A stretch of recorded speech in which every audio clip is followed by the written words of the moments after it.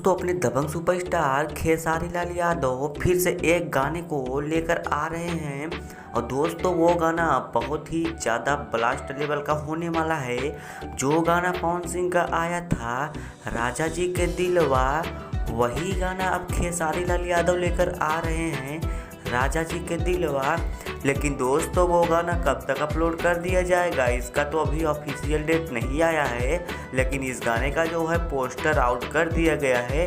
गाना कब तक आ जाएगा इसके बारे में तो अभी पूरा जानकारी नहीं मिला है, लेकिन कब तक मिल जाएगा उसको मैं बताऊंगा आप लोगों को।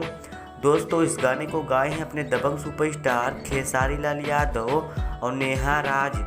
और दोस्तों बता दें आप लोगों को कि इस गाने पर जो डांस का परफॉर्मेंस हुआ है वो यामिनी सिंह नहीं है, वो क्यून शालिनी है। और गाना बहुत ही अच्छा होने वाला है।